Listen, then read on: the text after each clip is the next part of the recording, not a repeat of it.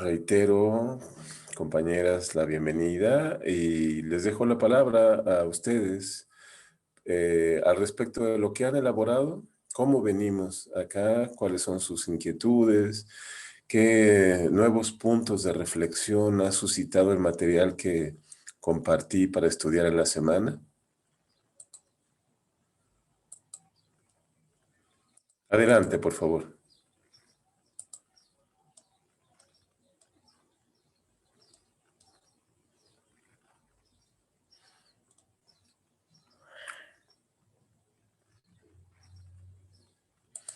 Sí, adelante, compañeras, por favor.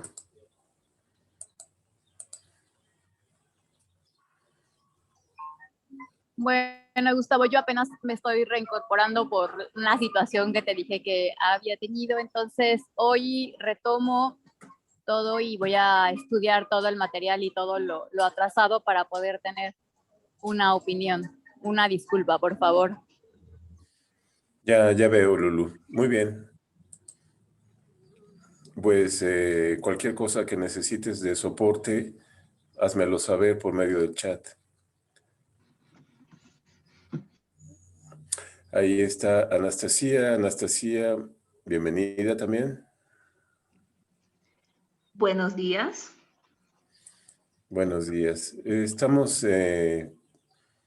comenzando y yo pregunto, nuevamente voy a reiterar la pregunta. ¿Qué ha suscitado el material que compartí para estudiar en la semana? ¿Qué ha suscitado en ustedes?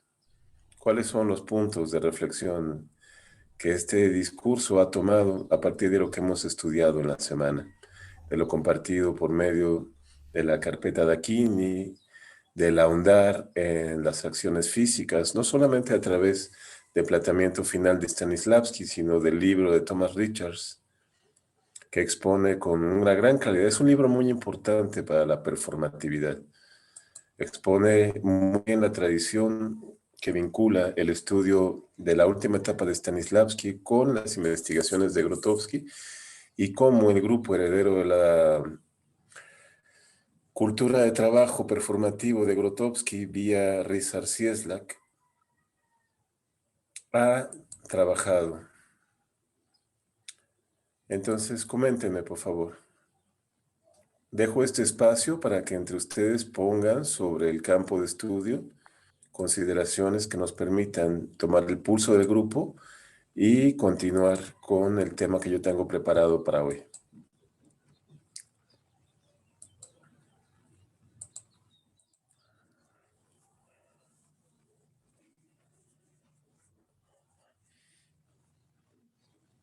Está abierto el micrófono, así que quien quiera, por favor, intervenir, hágalo, porque si no se va a hacer una pausa, un vacío aquí en la grabación y es raro, ¿no?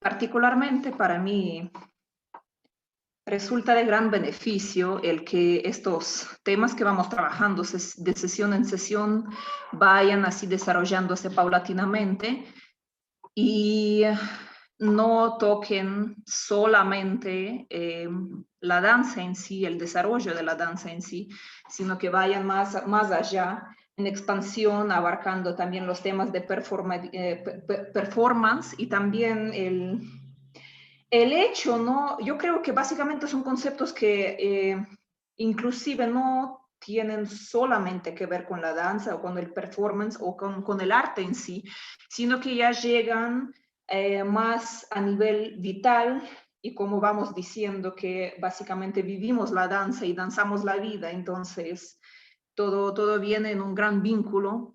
El hecho de tomar las acciones físicas que nos lleven al desarrollo de lo que son nuestras, digamos, o sea, capacidades, tanto físicas como internas, del performance, del arte y de la vida en sí. Y también hay algo de lo poco que pude escuchar del audio, que más bien del video que enviaste antes de comenzar esa sesión. De nuevo, todo va en un vínculo. Entonces, sí, o sea, para mí es un proceso que no dura desde que estamos en el seminario, sino que va más allá y es bueno retornar a estos puntos, particularmente para estimular el movimiento, diría yo. Bueno, yo lo que quisiera comentar es que, bueno, como que específicamente no puedo dar como mi punto de vista, me faltó como más ahondar en las lecturas y ver con más detenimiento, pero lo voy a hacer. Pero ahorita con lo que dice Anastasia, a mí en lo particular, que dice que esto no solamente es para la danza, sino para otras cuestiones, pues creo que así debe de ser todo conocimiento, ¿no? Bueno, coincido con ella, pero personalmente creo que así debe de ser todo conocimiento, ¿no? Creo que te debe de servir pues para la vida y, y toda acción o toda profesión que, bueno, en este caso, pues compartimos en este grupo pues el gusto por o la profesión de la danza, pues debe ser más allá que un adorno, ¿no? Algo bonito que se vea, no, o sea, no, debe de tener un sentido, ¿no? Un sentido profundo y un sentido pues de existencia, ¿no? Creo que cada acto que tenemos va cargado de un sentido y de un motivo pues más profundo, ¿no? Desde el simple hecho de hacer las cosas para sobrevivir, pues eso ya tiene una carga muy importante. Y de la sobrevivencia, entonces, ¿por qué queremos sobrevivir? Yo lo comento por lo que dice Anastasia y a mí esto que hemos tocado del teatro de Stanislavski, pues me gusta mucho porque creo yo que pues un bailarín, hay una, ay, no me acuerdo cómo se llama, la Patricia Cardona, creo, que habla sobre la dramaturgia del bailarín, ¿no? Y en el libro de la dramaturgia del bailarín ella menciona el bailarín actor, ¿no? Entonces creo que una persona que es bailarín no se puede como encerrar en, pues yo solo bailo y manejo las técnicas, ¿no? Es como un artista escénico y debe de tener también muy presente esa parte de la dramaturgia porque eso también da hacia una narrativa, hacia una expresividad más profunda para el conectar y para realmente que eso que está haciendo sirva humanamente al espectador, ¿no? Pueda transmitirle, pueda sensibilizarlo, pueda servirle de espejo, pueda provocarle algo, que el espectador le sirva pues es como se vuelve como un diálogo. Entonces, pues yo creo que esta parte del teatro no es teatro y es danza o teatro danza, como muchas definiciones. Para mí es lo mismo, para mí va involucrado todo y para mí es parte de lo mismo porque es necesario para que un artista escénico pueda, pueda dar lo que tiene que dar como ser a la humanidad. Entonces, digo, a lo mejor no es mucho lo que estoy comentando de lo de del material o no sé, porque me ha faltado checarlo como para opinar bien sobre eso, pero digamos que es un comentario que yo puedo hacer tomando lo que dice Anastasia.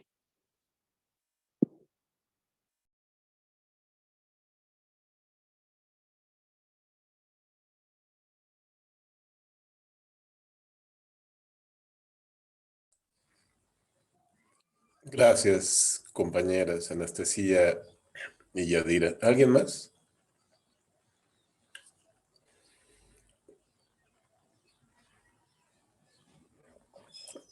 Bueno, si alguien tiene problemas de estudio, también sería importante que los expusiera aquí, pues precisamente para poder brindar una asistencia en cuanto a problemas de estudio, ¿no?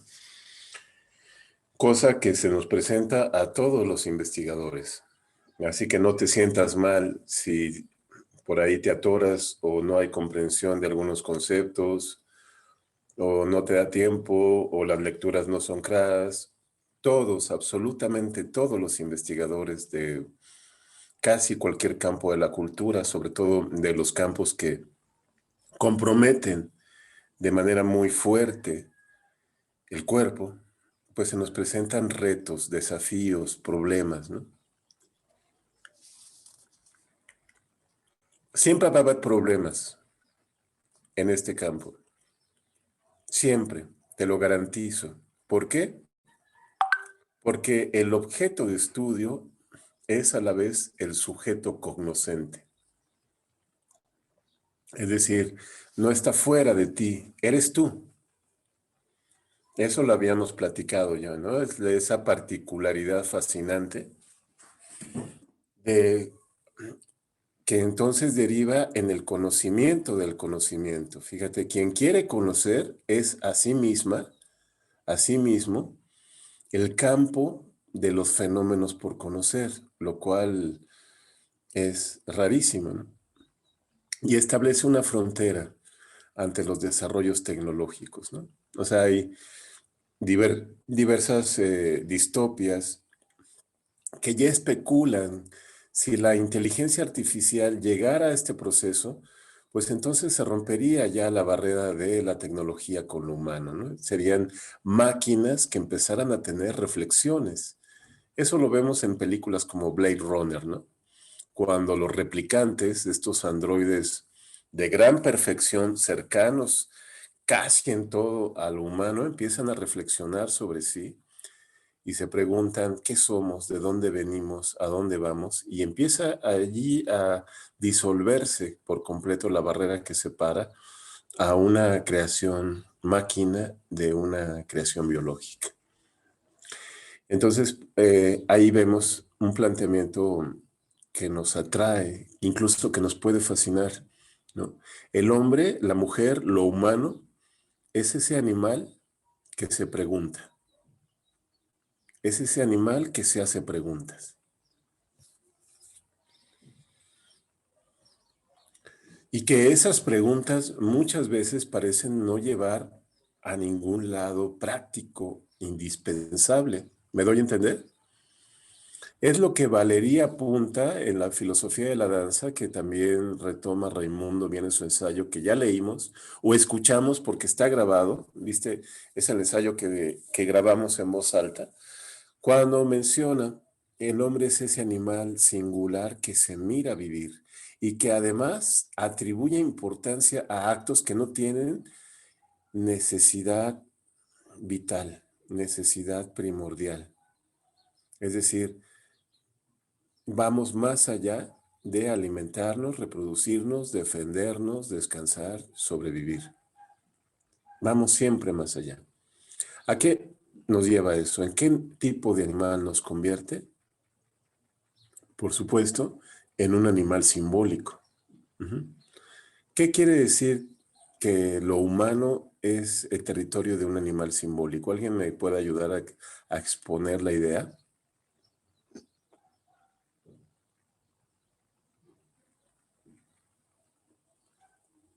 No sé si tenga que ver como en las primeras reuniones que mencionabas el concepto de refugio y que volvió a salir por ahí en el libro de Grotowski, me parece, lo vuelve a mencionar. También lo de la canción.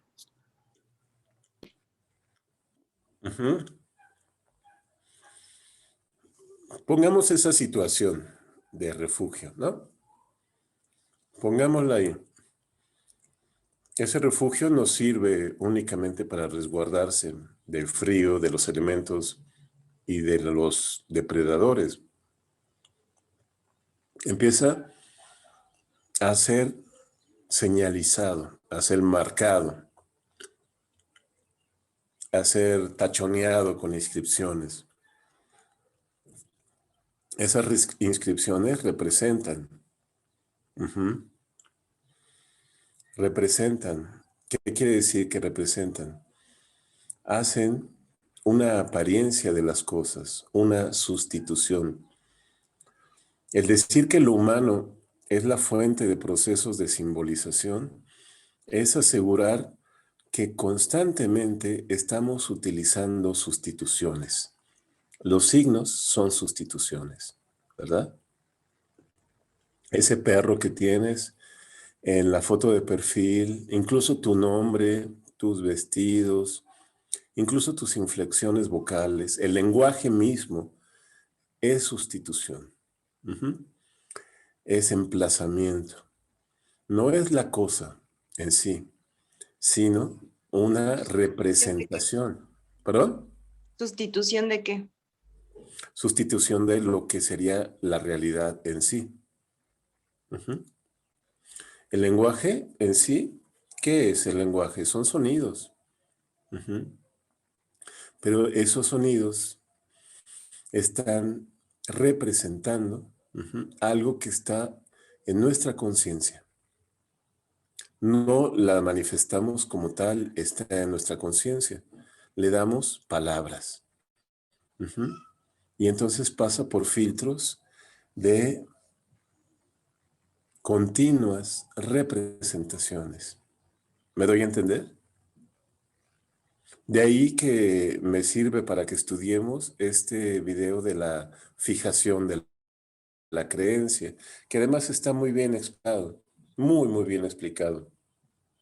Darín McNabb, el expositor, es un filósofo de origen estadounidense que desde hace muchos años radica en México y que tiene este proyecto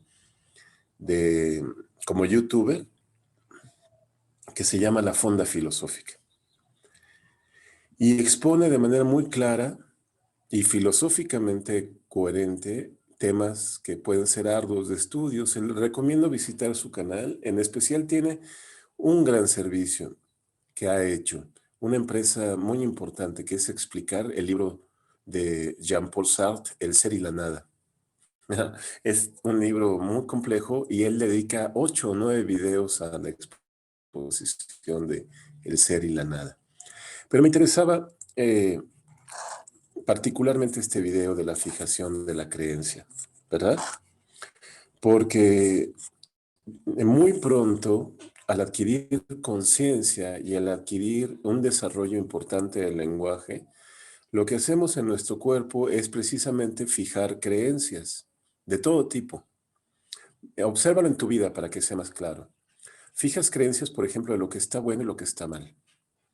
En la alimentación, en el sueño, en los usos del cuerpo, en la relación con los otros, ¿verdad?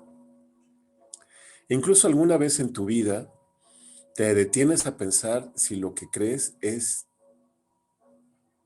realmente algo válido. Muchas cosas que las creemos porque nos han enseñado a creerlas. ¿Vamos bien hasta acá, compañeras? ¿Me estoy explicando? Sí. Voy a encender un poco el video, a ver si puedo hacer ver, porque como todos están ya con el video apagado, siento que estamos hablando a lo mejor en fantasmata todos, ¿no? Hola, compañeras. Bueno, es un tema complejo, pero vamos de la manita por ahí. Entonces, el ser un animal simbólico quiere decir que somos nosotros mismos signos, pero Perdón, signos de una Gustavo. manera muy especial. Sí. Ay, perdóname que te interrumpa. Tendría que ver un poco como entonces que no es, digamos que no hay nada de manera natural, sino es cultural en referencia a las creencias y a lo bueno y a lo malo, que entra la moralidad ahí, que es impuesta por el hombre, no por algo natural. ¿Sería más o menos por ahí? Sería completamente, absolutamente por ahí. Lulú, y no me interrumpes. Gracias por ese aporte tan puntual, tan exacto, tan bien definitorio. Nada hay en nosotros de natural, nada absolutamente. Cuando podemos aspirar a una vida natural, retirarnos a campiña y todo, por lo menos llevamos algún vestuario. Si no llevamos calzado, llevamos algún aditamento. Llevamos en nosotros la cultura a donde vamos. Doquiera que vamos, va la cultura con nosotros. Daniel Defoe tiene una novela brillante al respecto. La conocemos por las películas, pero no te recomiendo la película para comprender la novela. Te recomiendo mejor leer la novela. Se llama Robinson Crusoe. La novela, pues primero te plantea a Robinson Crusoe con un montón de aventuras apasionantes, conquistador y asediado por piratas en varias ocasiones en sus viajes, hasta que de repente, bueno, en uno de esos viajes ya encalla en la isla desierta. Pero es muy de ver cómo en la isla desierta, él, por supuesto, en solitario, reconstruye con sus propios medios la cultura. Es decir, a pesar de que no hay un cuerpo físico en torno a él, antes de la llegada de este afrodescendiente que llama Viernes, que sí está en la novela, Viernes, se recordarán que de repente aparece ahí un hombre porque es el día que apareció, ¿no? El viernes. Bueno, reconstruye todo.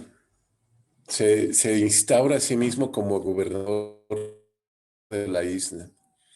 Y es que ahí se plantea un punto que tú tocas, Lulu. Vemos la realidad como nos han enseñado a verla.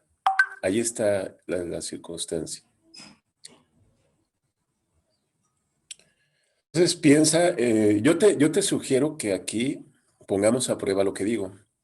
Plantéenme ustedes una situación, una sola situación que en donde el cuerpo sea completamente natural. Una, nada más.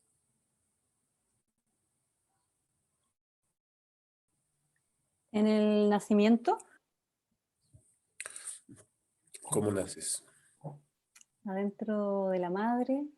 Ah, bueno, Ujú. si es un parto, a lo mejor si es un parto por cesárea o algo así, tiene mucha más como intromisión.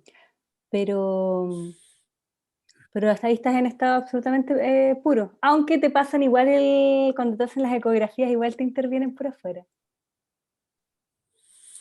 Sí, no solo las ecografías, los pensamientos de la madre y los Mm, sentimientos y pensamientos de la gente del exterior, los recibes, ¿no? claro, pero es que ahí estarías Está considerando probado. que eso no es natural. O sea, entonces ahí es como, ¿cuál es el estado natural? ¿Cachai? Como ese estado de vacío, pero eso no, en verdad no existe porque siempre estamos determinados por todos estos otros factores. Así es. De hecho, el parto puede ser uno de los momentos más culturalmente complejos. Si lo haces en convención, ¿no? Como ir a un hospital, ser atendido por obstetras, etcétera, etcétera, ¿no? Incluso hay gente que nace en la calle porque no tiene recursos o en su casa porque decide hacer un parto natural.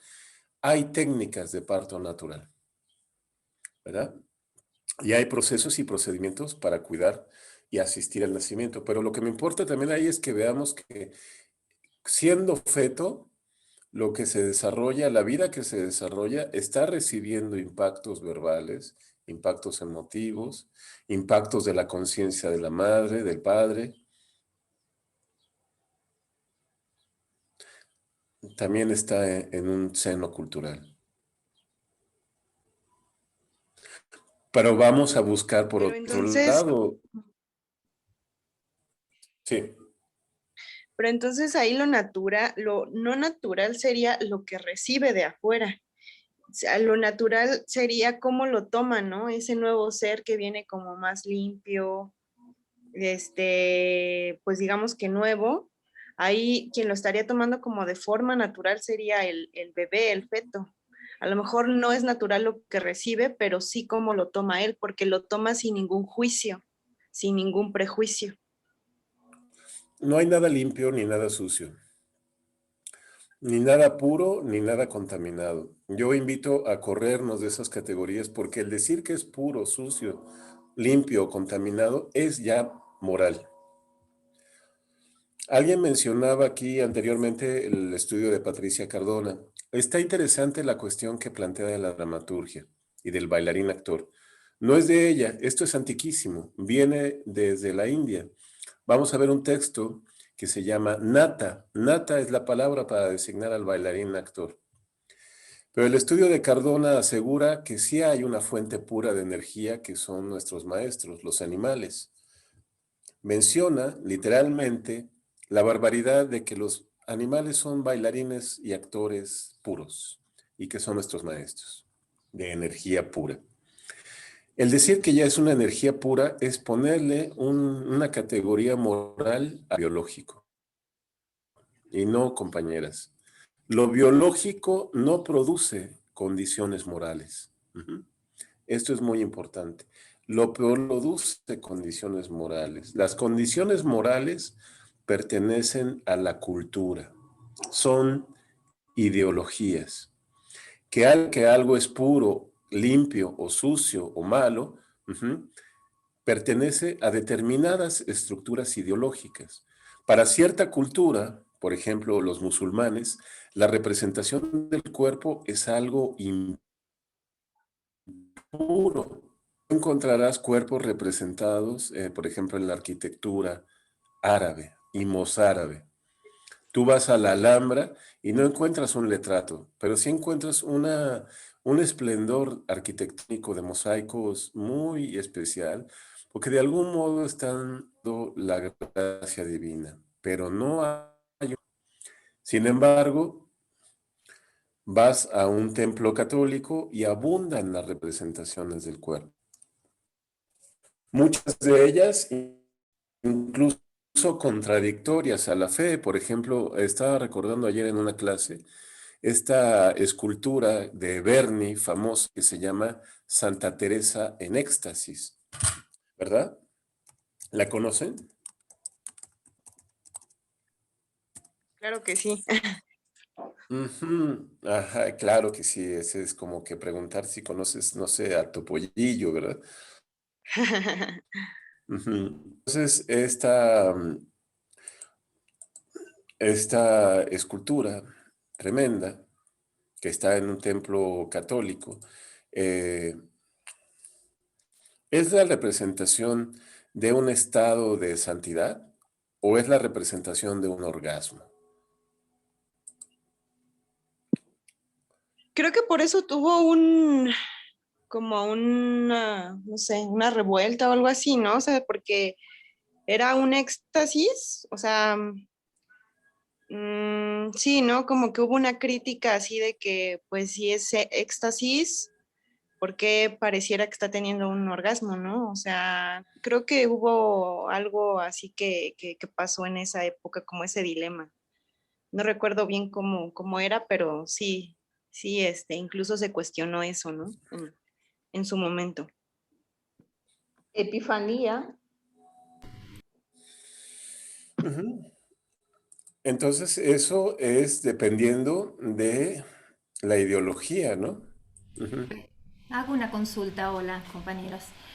Yo no conozco la historia de esta santa, pero veo allí en la imagen, digo, ¿por qué se asocia, me pregunto, por qué se asocia a ese gesto?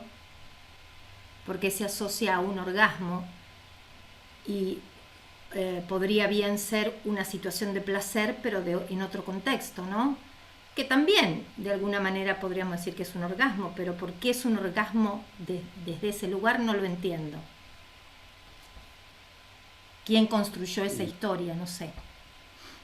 Bueno, pero es una interpretación que podemos decir se da, porque no hay límites precisos dependiendo de la ideología, ¿no? Veamos este poema que es famoso de San Juan de la Cruz. En una noche oscura, con ansias en amores inflamada, oh dichosa aventura, salí sin ser notada, estando ya mi casa sosegada. A oscuras y segura, por la secreta escala disfrazada, Oh dichosa aventura, a obscuras y encelada, estando ya mi casa sosegada. En la noche dichosa, en secreto, que nadie me veía, ni yo miraba cosa sin otra luz y guía, sino la que en el corazón ardía. Aquesta me guiaba, más cierto que la luz del mediodía, a donde me esperaba, quien yo bien me sabía, en parte donde nadie parecía. Oh noche que guiaste, oh noche amable más que la alborada, oh noche que juntaste amado con amada, amada en el amado transformada. En mi pecho florido, que entero para él solo se guardaba, allí quedó dormido, y yo le regalaba, y el ventalle de cedros aire daba.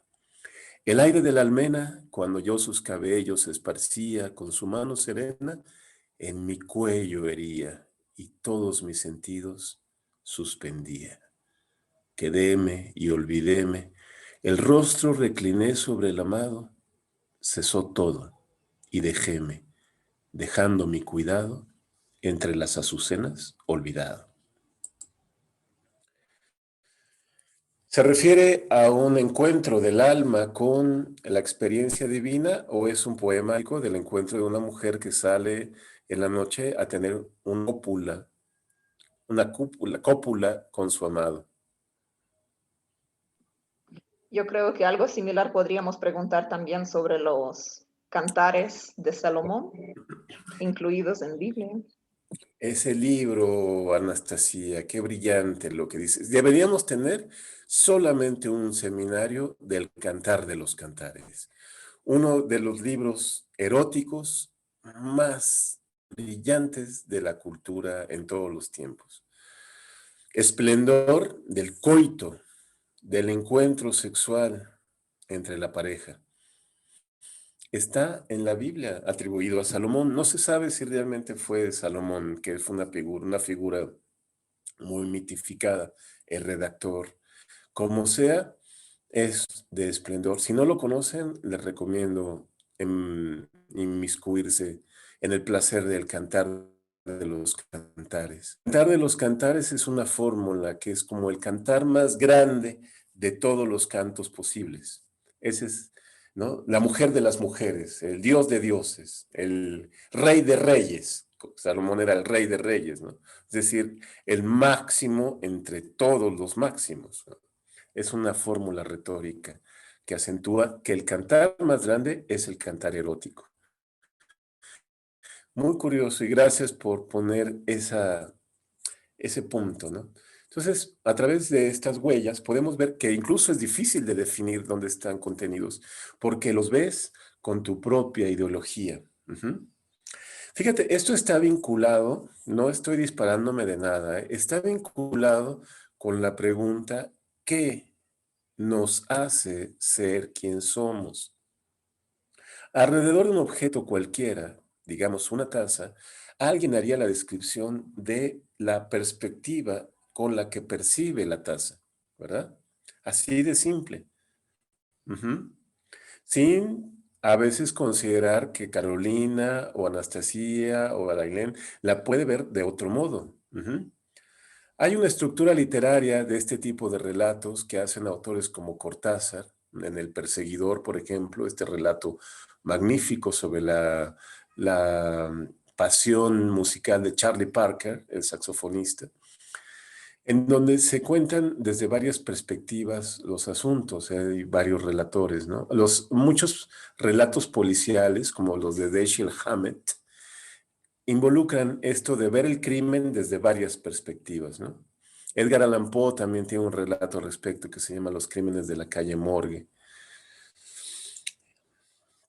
Lo hemos visto en series, un hecho desde varias perspectivas. Lo que nos hace ser quien somos es la perspectiva individual que encarna en nuestro cuerpo, ¿verdad? Sí, Yadira, está en la Biblia y se llama El Cantar de los Cantares. Está atribuido a Salomón. La perspectiva individual.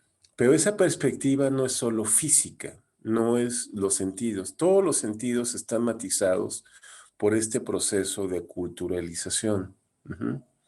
tus antojos, tus creencias, tus mandamientos. Por eso, visto desde ahí, comprenderás qué interesante es este tema que plantea el expositor de el libro. ¿Cómo se fija la creencia? Partimos de un hecho cuando decimos que todo es político, ¿verdad? El hombre, diría Aristóteles, es un animal político. Lo dice en ese sentido. No se refiere, por supuesto, a partidos políticos que se tengan que afiliar, es decir, a una estructura ideológica confeccionada por determinadas corrientes de pensamiento político. Se refiere al stricto sensu, al hecho de que el hombre es, o el hombre, la mujer, lo humano, se definen ante la polis. ¿Qué es la polis? Según el griego antiguo, es el concurso del otro, de los otros y de lo otro, ¿verdad? Polis es la congregación, la comunidad, los otros cuerpos, ¿verdad? Donde quiera que estás en relación con otros cuerpos. Aún si estás encerrada en tu casa, arriba de una montaña, los otros cuerpos están en tus imaginarios. Y en todo lo que usas, ya sea una sartén o sean libros. Seguimos poniendo a prueba esto que estoy diciendo. Yo no quiero ser como tan totalitario de decir como Cardona, los animales tienen una energía pura y lo creen o no lo creen. Yo quiero someterlo a prueba. Encontremos un acto puramente biológico en lo humano. Y entonces vemos.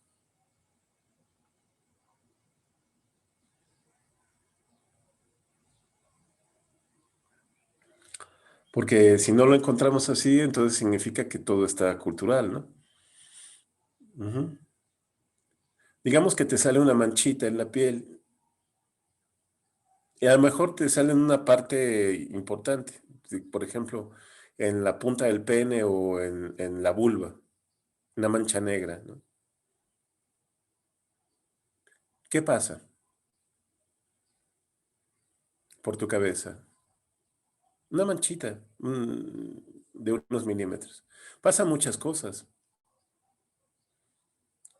Y a lo mejor vas al doctor y te da una explicación lo más biológica o científica posible, ¿no? Esa descripción, de todas maneras, no va a cancelar lo que pienses de la manchita. Pongo un ejemplo que parece estúpido, pero sucede, ¿no? Repito, piensa en un solo hecho que en nosotros como humanos sea biológico. ¿Podría ser el latir del corazón? Mira, todos los procesos voluntarios suceden. No estoy diciendo que, evidentemente somos animales que funcionan. Pero cuando tú percibes tu latir del corazón, ahí entran pensamientos, emociones, consideraciones subjetivas. Además que el latir del corazón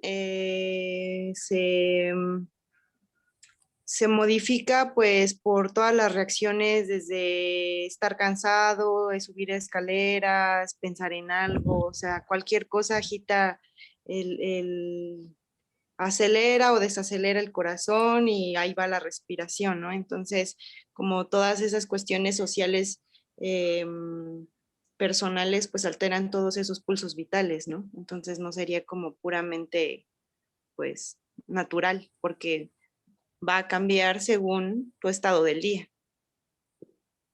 Y sí, evidentemente somos criaturas biológicas y hay toda una serie de procesos que ocurren sin el concurso de nuestra voluntad. Son los procesos espontáneos.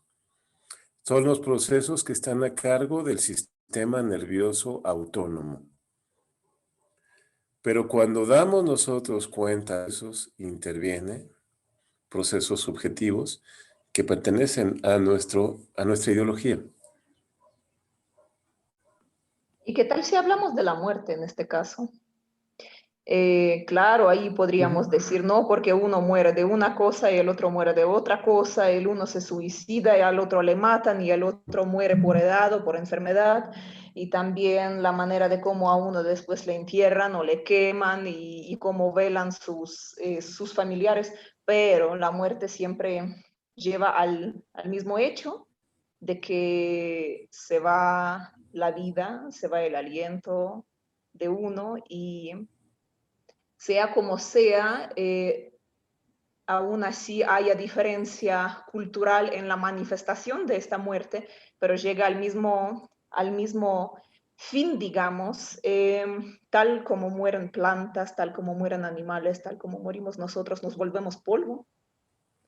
Entonces, ahí cuando te vuelves polvo y eres polvo, ya no importa ni lo cultural ni lo moral, básicamente, porque polvo eres.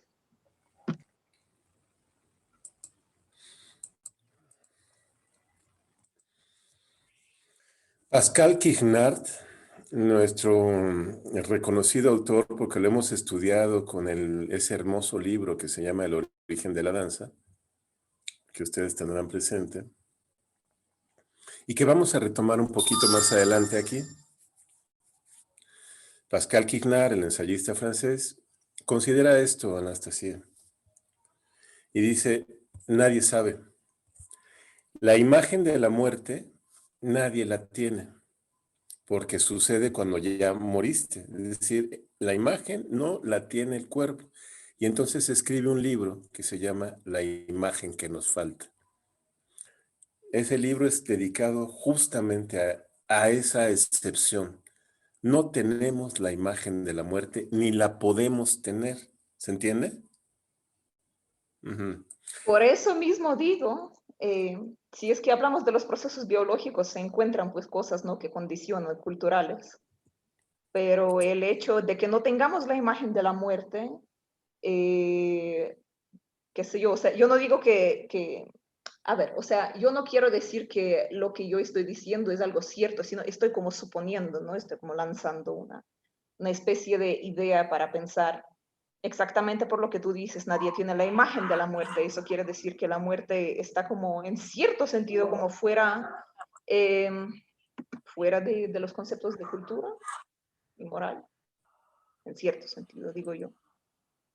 Porque, bueno, pusimos, por ejemplo, sobre la mesa el hecho de que cuando uno está en estado como fetal, ¿no?, creciendo, por decir, pero ahí se lanzó de nuevo esto de que uno va, digamos, o sea, se va desarrollando también afectado en cierto sentido por los pensamientos de la madre, por lo que come, etcétera, etcétera, etcétera, como que se ponen sobre la mesa esas cosas como más así de carácter como físico, ¿no? Las cosas que condicionan a uno, si es que la madre, qué sé yo, fumó o bebió o pensó de manera negativa o al revés, se cuidó, etcétera. Pero en la muerte es distinto exactamente porque es algo supremamente como desconocido y no tenemos la imagen.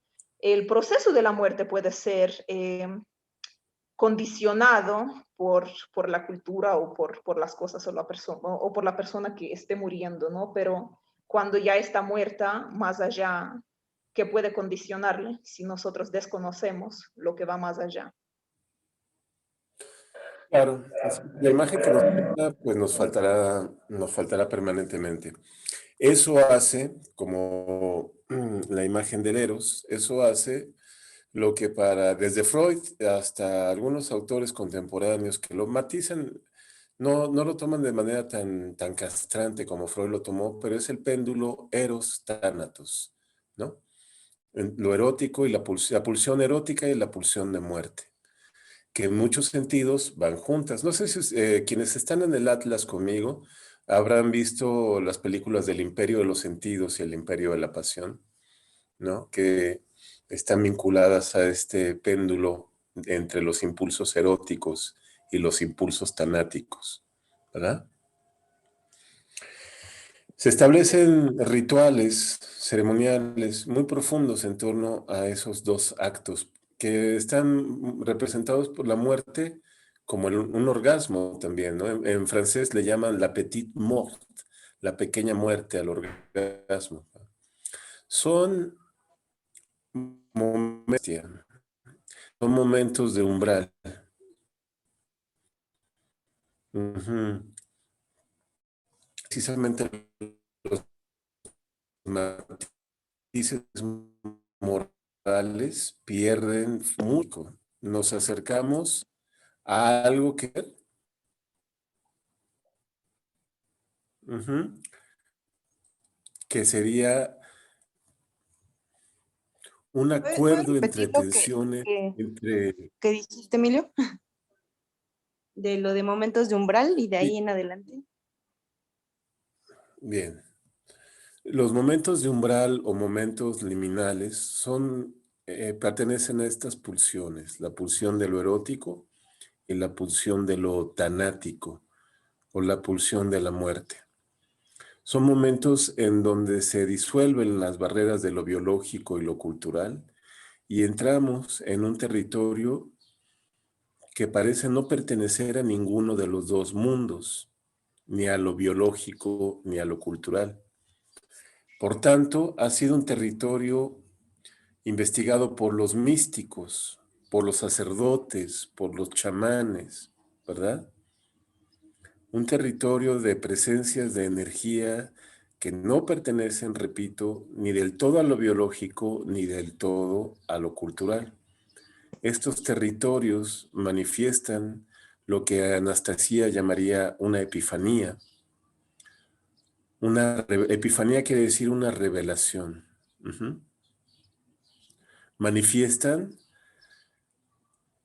un acto, un rapto, una visión.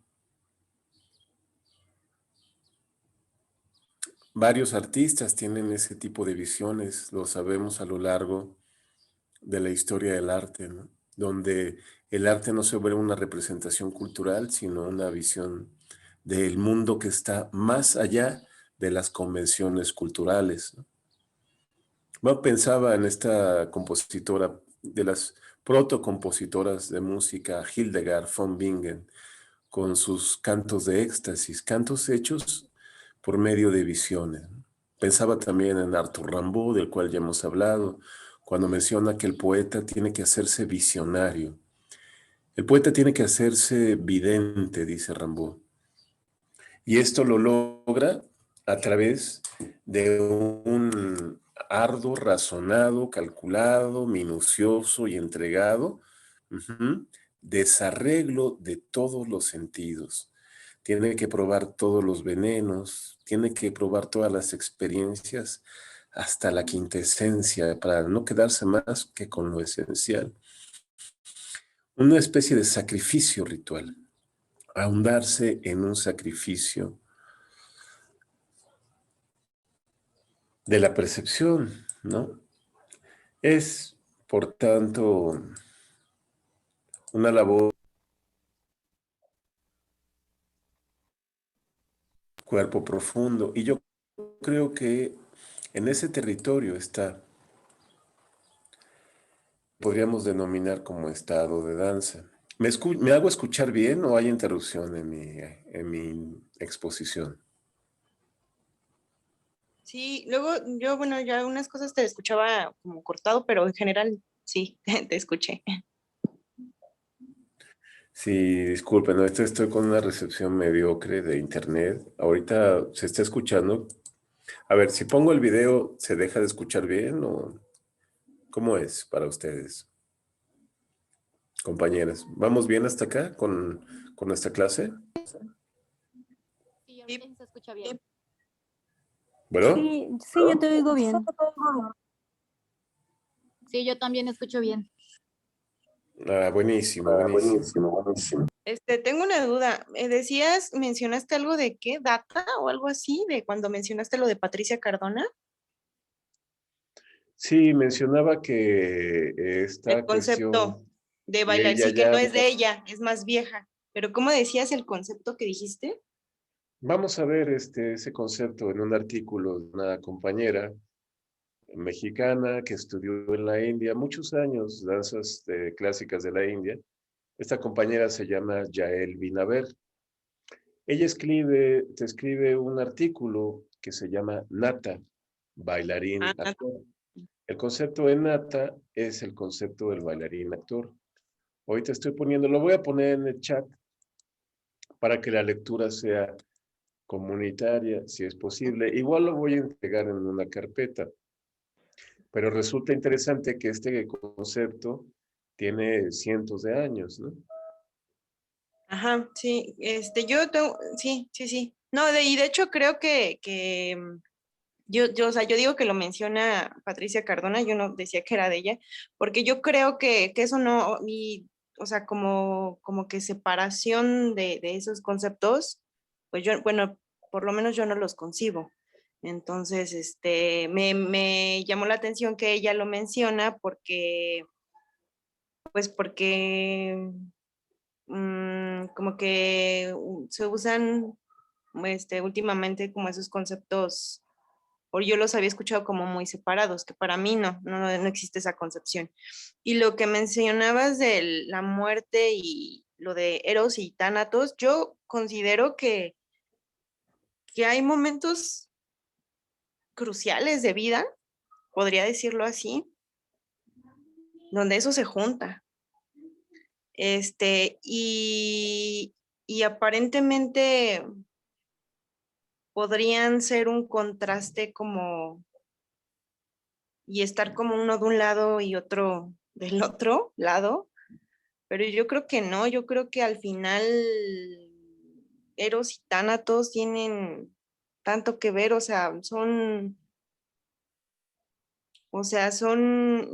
creo que hay momentos cruciales en la vida en que sucede y cuando,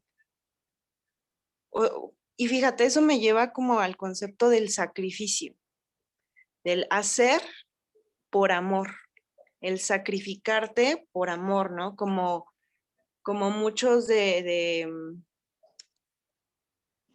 los hombres que marcaron brecha históricamente, que dan todo por amor, ¿no? Jesucristo, Sócrates, los científicos asesinados, muchos hombres que entregan su conocimiento, su hacer, sus acciones a la humanidad, a pesar que les cueste la vida, a pesar de que les cueste la vida. Entonces, o hasta incluso, ¿no? En una historia muy famosa que conocemos, que hasta se hizo una película de eso, ¿no? El Titanic, ¿no? Por poner un ejemplo.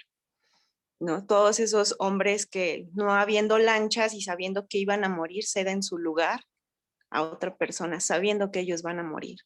Y lo hacen, pues es un sacrificio que hacen, ¿no? Para que el otro se salve.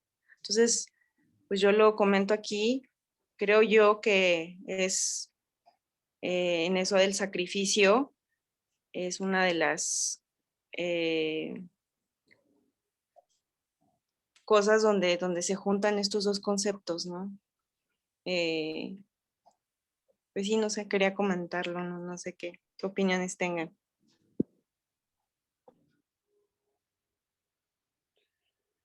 Sí, lo comentas con mucha propiedad,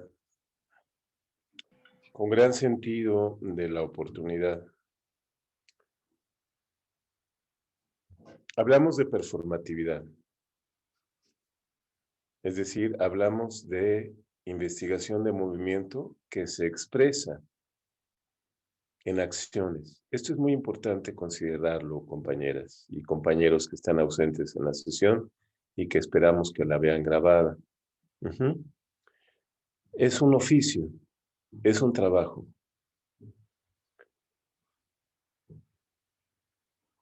Estamos en nuestro estudio y en otras actividades que realizo con los grupos, por ejemplo, de Tatasumay o de la revista DSO, estamos enmarcados en el territorio de la danza como conocimiento, no como práctica, como conocimiento. Es decir, como espacio de gestación y de apropiación de saberes. Espacio de procesos cognitivos, espacio epistemológico.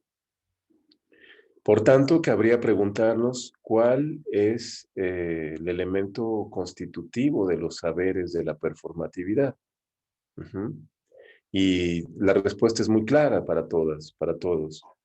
El elemento constitutivo, la unidad primordial de esa episteme, de la danza como conocimiento, de la performatividad, es el hacer como conocimiento. Nos queda más claro si recurrimos al texto de El Performer de Grotowski, donde lo menciona desde un inicio. Hay oficios del hacer. El oficio, por ejemplo, de los cazadores, de los sacerdotes, de los chamanes, de los bailarines y de los actores. Es hacer. Esto lo dice también Darin McNabb en el video de la gestación de la creencia. Fíjate, lo primero que dice es que la creencia puede ser una disposición a actuar. Esto lo dice de la mano de Charles Sanders Peirce, que como tú recordarás, Peirce es uno de los más importantes investigadores de los semióticos, de los signos. Desarrolló una de las teorías más sólidas y aún vigentes al respecto de los símbolos, signos, de lo semiótico, de la producción de símbolos, del hombre como un signo que produce signos, el hombre, la mujer, lo humano.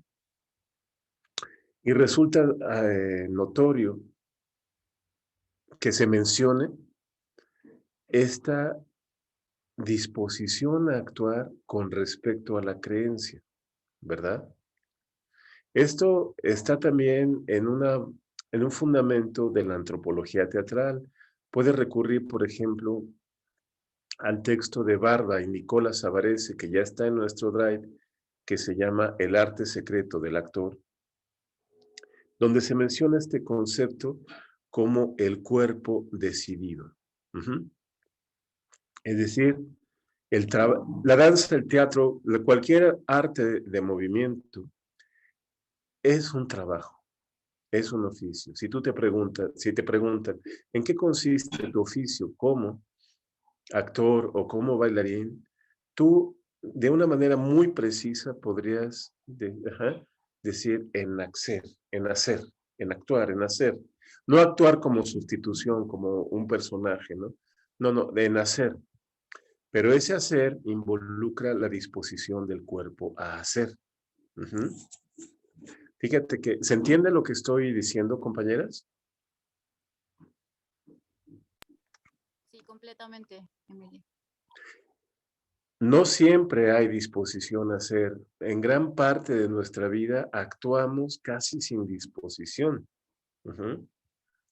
Los actos que solemos hacer en la gran medida de nuestra vida son actos casi de reacción, son actos mecánicos. Son actos que tenemos que hacer. Piénsalo en tu agenda del día. Gran parte de esos actos son porque los tenemos que hacer. Y hay otros actos que decides hacerlo. ¿Cuál es la diferencia entre los actos que tú decides hacer y los actos que haces porque los tienes que hacer?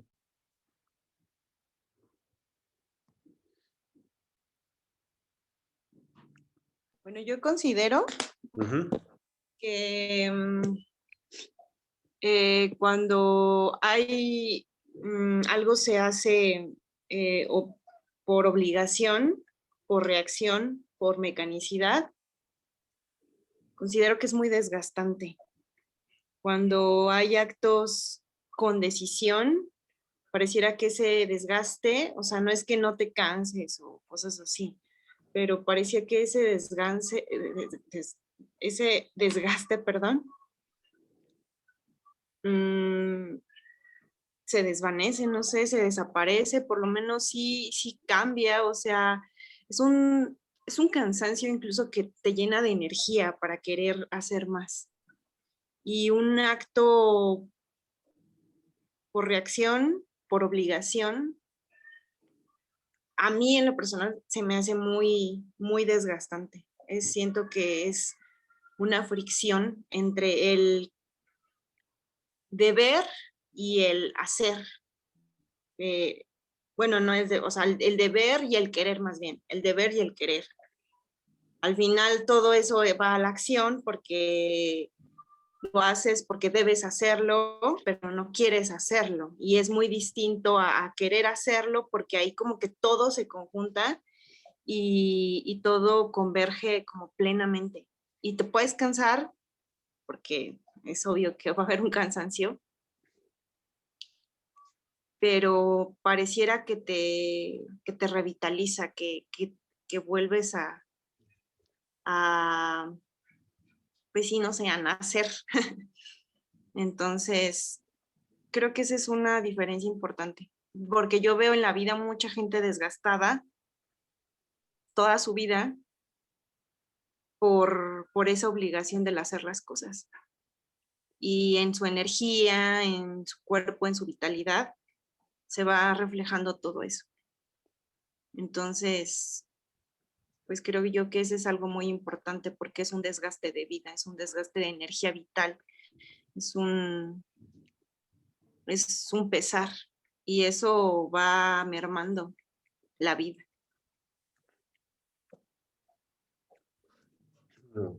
Sí, muy buena intervención, compañera. Ujú. Matándose para vivir, como diría la canción de Black Sabbath. Killing yourself for living. Los actos que decides, los decides con una creencia del cuerpo. Fíjate qué importante es que esté vinculada aquí la creencia con la acción. Es un crear, sí, pero es un creer. Es una acción donde el crear y el creer están fusionados. Es la puesta en práctica del famoso acto de fe. No es algo que digo superficialmente. Me compromete. Mi cuerpo por entero lo dice. No lo digo con la boca y palabras bonitas. Todo mi cuerpo está comprometido en la decisión. Mi cuerpo lo refleja. Todo, absolutamente. Ahí hago presencia. Ya no es que ocupe un lugar en el espacio. Instauro mi presencia. Me hago presente. El hacerse presente, decidir la presencia. Gustavo, esto me recuerda a cuando bailaba precisamente con Francisco Yescas, y hablando de la disposición y las creencias, pasábamos una y otra vez una coreografía. Entonces ya llegaba a un estado donde yo creía que mi cuerpo ya no iba a poder más. Y sin embargo él decía, vamos a darle otra pasada. Y entonces, justo cuando mi cuerpo yo creía que ya no daba más, es cuando realmente sentía la presencia del movimiento. No sé si me explico. Es cuando realmente no sé, y vinculado a lo que ahorita estamos viendo, y ahora me doy cuenta que puede ser que sí, que estaba llena de creencias, de prejuicios, y que realmente el acto de fe aparecía cuando la mente estaba tan desgastada que realmente le daba paso al cuerpo y al simplemente hacer, más allá del cansancio. No sé, me recordó ahorita esto que estás mencionando. Así es un acto de colocar la voluntad en la presencia. Y tiene resonancias energéticas inmediatas. Es un acto de la voluntad. Repito, porque esto marca la diferencia entre la acción de los animales. Por eso es que digo que es un absurdo hablar de los animales y su energía pura y hablar de que son bailarines y actores naturales. De ninguna manera. Los animales no actúan por una decisión, actúan por un programa genético, biológico. Están programados para hacer lo que son. No vas a ver un gato actuando como un oso actuando como un ave. Actúan como tienen que actuar, obedecen a un programa instintivo. Nosotros decidimos y esa decisión nos hace. Sí, los otros también nos hacen, pero nosotros decidimos qué hacemos con nosotras mismas, con nosotros mismos a partir de la decisión cultural. Esto lo expresa mejor precisamente Jean-Paul Sartre cuando dice que lo humano se hace a sí mismo a partir de lo que los otros han hecho de ella, de él. Ujú. Sí, tu cuerpo está culturizado, pero tú decides qué hacer con esa culturización que traes. Lo que dejas, lo que pones, lo que sustituyes, lo que quitas, que tejes. Aquí quiero llegar. Aquí justamente en este momento de la clase quería yo llegar. Un nuevo concepto puesto al flujo, al peso, al pulso, al ritmo. Este nuevo concepto es asociar, ver, articular. Ujú.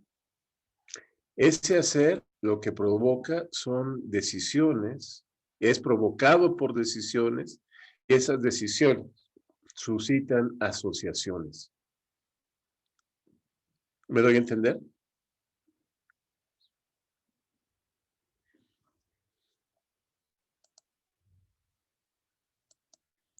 Entonces, bueno, ok.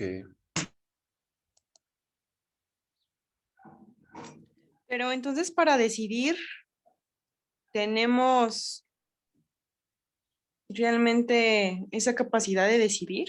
¿O decidimos sobre lo que ya está, lo que se nos muestra, de la gama de opciones que existen, porque no hay más? Entonces, ¿habría entonces sí libertad para, para decidir qué hacer? Mira, si piensas que no hay más, entonces te vas a ver limitada a decidir entre lo que hay. Lo habíamos hablado en otros contextos. Si tú decides sobre lo que es probable y lo que es posible, únicamente vas a repetir una serie de decisiones que constituyen un repertorio. Es decir, tus decisiones van a ser una serie de costumbres, ¿verdad? Lo vemos en muchas personas que dicen, bueno, la vida que me tocó es la vida que tengo que vivir y tengo que cargar mi cruz. Bueno, sí, pero mis condiciones, todos estamos determinados por condiciones. Pero si no rebasas esas condiciones, vas a quedarte, repito, rumiando los 2 o 3 elementos que tienes para decidir. ¿Me doy a entender? Tienes que ensanchar el campo de tus decisiones, ir más allá de lo posible y lo probable. Repito, si nos mantenemos decidiendo solamente lo que es posible y lo que es probable, vamos a llegar a repetir lo que nos han enseñado. ¿Se Yo te lo entiende? pregunto por, mira, por ejemplo, por poner un ejemplo. Cuando uno sale del bachillerato y quiere entrar a la universidad y quieres decidir una carrera, ¿no? Entonces, no Ujú. sé, la UNAM te da, no sé, más de 100 opciones, ¿no? Pero de esas más, y tú quieres estar ahí porque te dijeron que era la mejor, no sé. Y en esa como falta también de experiencia, en ese no saber qué hacer con tu vida a esa edad, en esos anhelos también de hacer con tu vida. Pues por ejemplo, pues de esas opciones que te da y tú quieres estudiar ahí, vas a tener que tomar forzosamente una opción de las que te dan ahí. No vas a llegar como a hacer tu carrera ahí en la UNAM, por poner un ejemplo. Y entonces yo me pregunto, o sea, hay un chico o una persona tan joven de esa edad con los sueños, con las ganas de hacer, o en cualquier escuela, ¿no? ¿Qué oportunidad tienes como para realmente estudiar lo que quieres? A lo que voy es que también si pensamos las cosas, pues ninguna escuela te da todo. Tú tienes que hacer tus búsquedas y eso a lo mejor lo vas entendiendo después o no, no lo sé.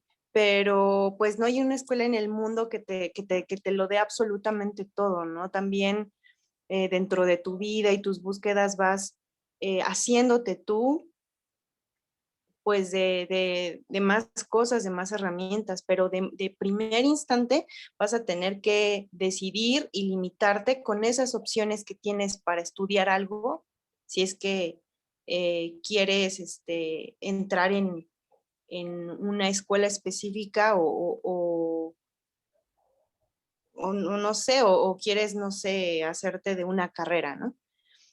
Entonces yo por eso lo preguntaba, ¿no? Como por poner un ejemplo, pues de esa manera digo, ¿hay qué capacidad habría para poder decidir lo que quieres estudiar o a lo que te quieres dedicar como una profesión, ¿no? Y ya no digamos de una manera como el sentido de la vida o como otras cosas que muchas veces también uno va viviendo y va buscando eso, sino simplemente como para en el aspecto de tener un sueldo y ganarte la vida de eso. O sea, habría entonces ahí como, como realmente una decisión o, o es como de lo que se te da, ahí eliges. Es un panorama muy confuso el que planteas, pero no porque tu exposición sea mala, sino porque el panorama en sí es confuso. Ujú. Lo que nos han enseñado que debería ser ya no es más, Yadira, ya no es más. Ya casi ninguna universidad te puede brindar herramientas para que te ganes la vida. Ahora es más probable incluso que pudieras estudiar cómo jugar póker y ganarte la vida jugando póker que estudiar una carrera, digamos, médico o ingeniero y que tengas un trabajo y que te ganes la vida. No estoy exagerando.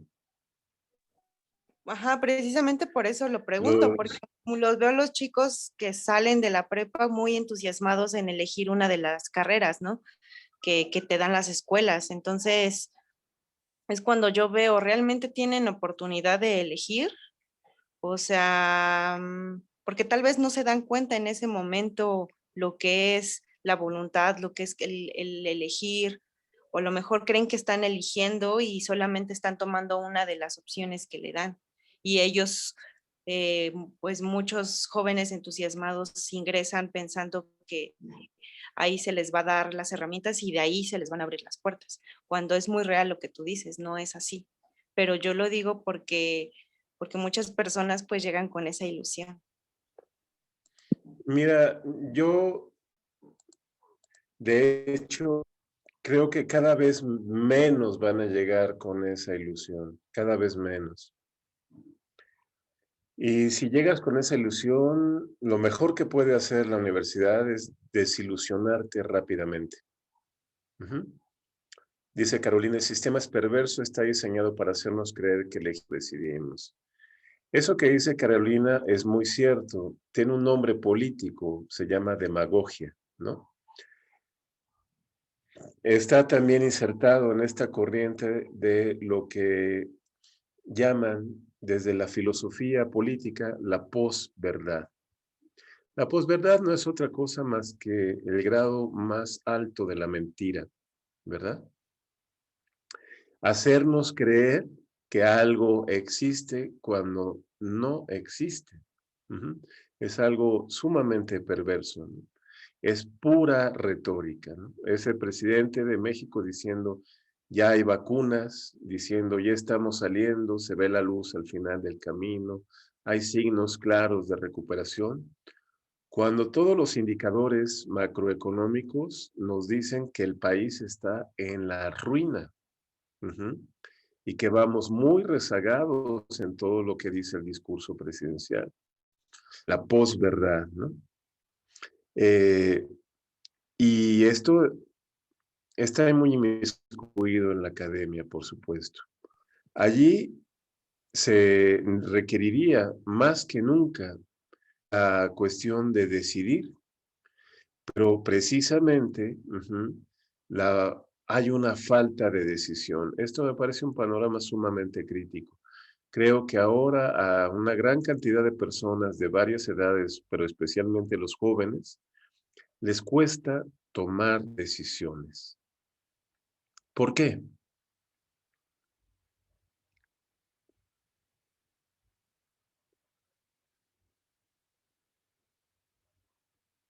porque hay ¿Qué muchas decidí? opciones. ¿Sí?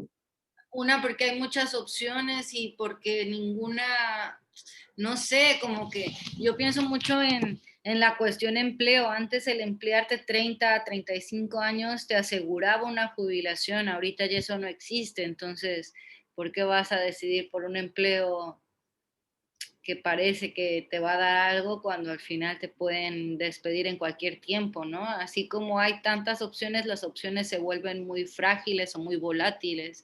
Las relaciones humanas también, ¿no? ¿Qué le llaman? Vínculos líquidos, un concepto como así. Ujú.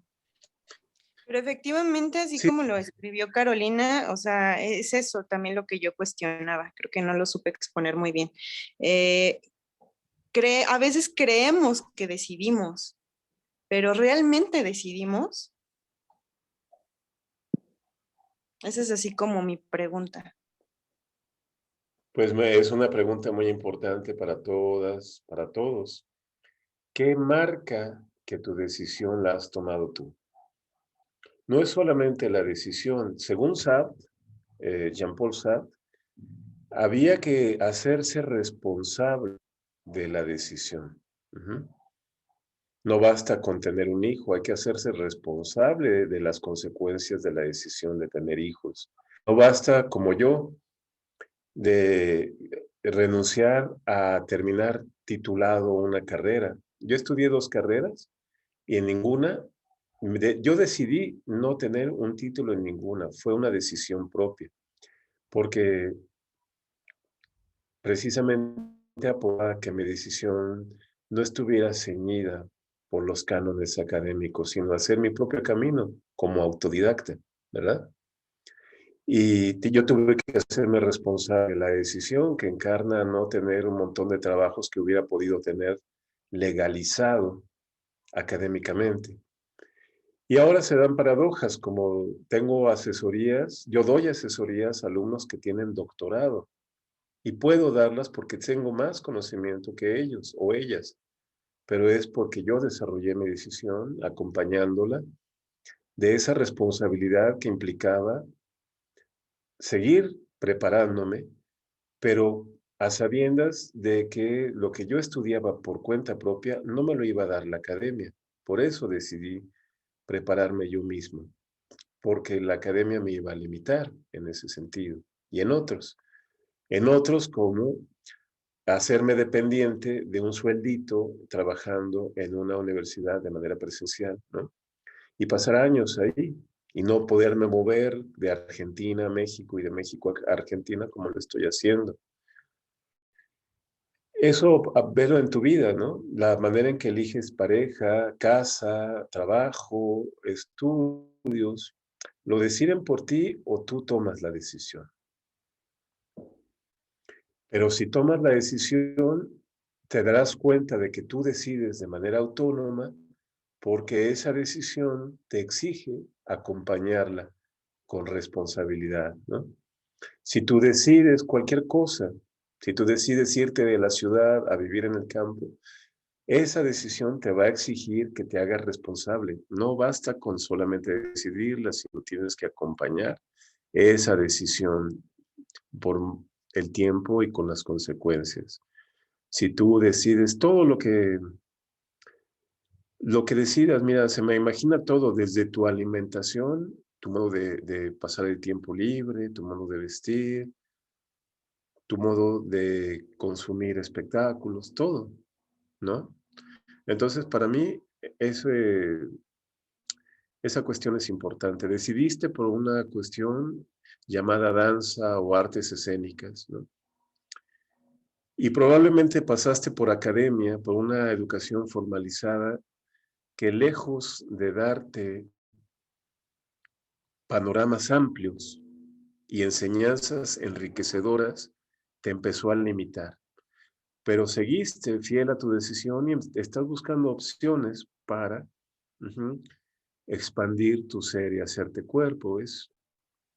Creo que está la situación allí, compañeras, en acompañar la decisión con la responsabilidad que exige el caso, ¿no? Claro, En la mayor parte de las decisiones propias, Carolina, qué bien que lo dices, te bastardean, te señalan, empiezas a ser el estigmatizado o la estigmatizada. Si eliges pareja de otro sexo, estigmatizada. Si eliges vivir con 2 personas en lugar de vivir con una, estigmatizado. Si eliges tener 5 hijos, estigmatizado porque te dicen, ahora tienes que elegir entre un hijo o mejor tener un perro, estigmatizado. Si eliges por una carrera artística, estigmatizado. Por lo regular, todas las decisiones que implican libertad están mal vistas socialmente. Eliges ser independiente, te vas a morir de hambre, no, pero ¿cómo? Piensa en tu futuro, ¿no? Piensa en las decisiones que te enriquecen y verás que muchas de ellas son mal vistas socialmente. Creo que es un buen termómetro eso, confiar en el grado de contracultura que la decisión encarna. Entonces teníamos esta figura de tradición, ya para ir a la cuestión, y ahora ya no me da la opción de compartir el Acrobat. Qué curioso. Estoy queriendo compartir la pantalla. Bueno, el texto se los paso. ¿Vieron que hace rato que proyecté el texto sí se vio? Ahorita, ¿qué se ve ahí? ¿Se ve un texto? Sí, ahora se ve. Nata, bailarín, actor. Unidad indivisible en la danza ¿qué dices que tengo que quitar? En la danza clásica de la India, por Yael Vinaver. Reflexión sobre la danza teatro a partir de una danza milenaria. En un principio, las expresiones artísticas surgieron juntas. La danza, el teatro y la música han sido aliados ancestrales en la búsqueda del hombre por expresarse. Desde hace milenios, por la necesidad de preservar y mantener la calidad de su arte, en la India se escribió el Natya Shastra o Quinto Veda, tratado sobre las artes escénicas, danza, teatro y música, más antiguo que se conoce en el mundo. De manera altamente codificada está plasmado cada elemento que tiene que ver con el arte. Cada elemento coexiste entre sí, de ahí que en la India los términos bailarín y actor sean sinónimos. Un bailarín debe poder actuar su danza, un actor bailarín su acción dramática y ambos cantar la melodía y el ritmo que acompaña su obra. Por ejemplo, el nombre Bharatanatyam, estilo de danza del sur de la India, quiere decir Bhava, expresión de sentimientos a través de gestualidad. Raga, melodía. Tala, ritmo. Y Natyam, representación dramática proveniente de la raíz nat, moverse o actuar. Y el texto sigue elucidando entonces cómo se desarrolla nat, el moverse, actuar, en el bailarín, actor presente, capaz y consciente. Esto es importante para mí. Bailarín presente, capaz y consciente. Y desarrollo un artículo muy bueno, que no lo voy a leer todo porque sería un absurdo leerlo si se los voy a dar a leer, ¿no? Pero quería hacer alusión a este artículo que además pasa por diversos tejidos de la tradición de donde nació, por ejemplo, los sentimientos, los navarasas que le llaman. Shringara el amor, Hasya el humor, Karuna la compasión, Rudra el enojo, Vira el heroísmo, Vayanaka el miedo, Vivatsa el disgusto, Abduta la admiración o el sentido de lo maravilloso y Shanta la paz. Y desarrolla cómo es el trabajo del actuante en este tipo de configuraciones. Aquí, fíjate qué hermoso, esto es lo que decía yo anteriormente en Natya Shastra. A donde quiera que va la mano, ha de ir la mirada. A donde va la mirada, se dirige la mente. A donde va la mente, ha de seguir el corazón o el sentimiento. Allí donde va el sentimiento, ha de lograrse la trascendencia o sabor, rasa. Esto tiene que ver con la decisión, ¿no? decidir dónde va la mano, decidir dónde va la mirada, decidir dónde va la mente, el sentimiento y la trascendencia. Bueno, esto viene en una gaceta que yo edité, que es la gaceta que yo llamé Carne Viva. Vienen otros artículos muy buenos en esa edición, se los voy a pasar en el Drive, ¿no? Y ahí está. Compañeras, hemos llegado como a la mayor parte de la sesión. Hasta aquí, pregunto, ¿hasta aquí vamos bien?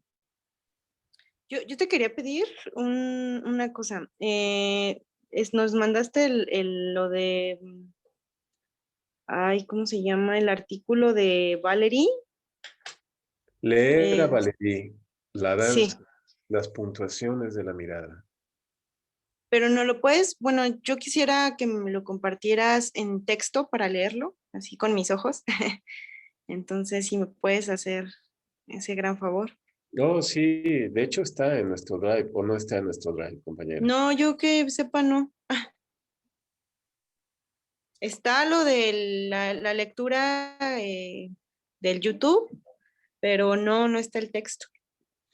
Yo que sepa. Yo que sepa, no está. Carambas, pero coño, entonces se me olvidó. Si se me olvidó, pues pide una disculpa. Si no se me olvidó y está ahí, entonces Que yo tú lo quería tendrás que acariciar con pedirle. mis ojos. Pues vas a acariciarlo muy bien porque sí está en la carpeta de Dakini, compañera. Está en la Ah, sí. carpeta de Dakini, Entonces no el vi libro. bien. Está el libro Enseñanzas a la Dakini, Leer a Valerie y el de Thomas Richards. Están en la carpeta de Dakini. Así que ahí está para que lo veas con tus ojos.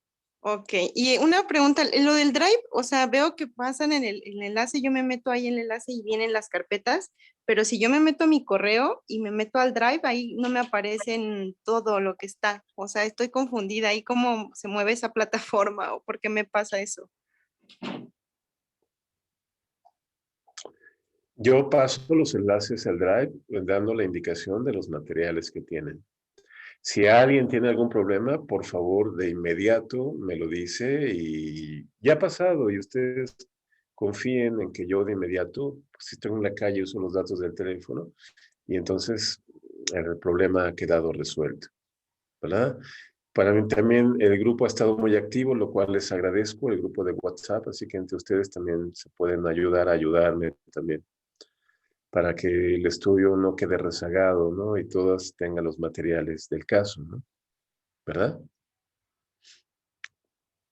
Así que desde ahí, bueno, agradezco que trabajemos en seminario, precisamente que trabajar en seminario, pues quiere decir trabajar en conjunto.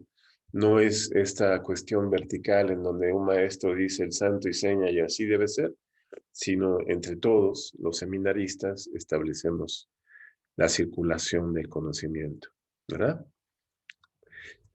Entonces, puesto aquí esta cuestión de creencia en acción, del actuar encarnando la voluntad, una voluntad que no se expresa en retórica, que se refleja en actos y tiene consecuencia, ¿verdad?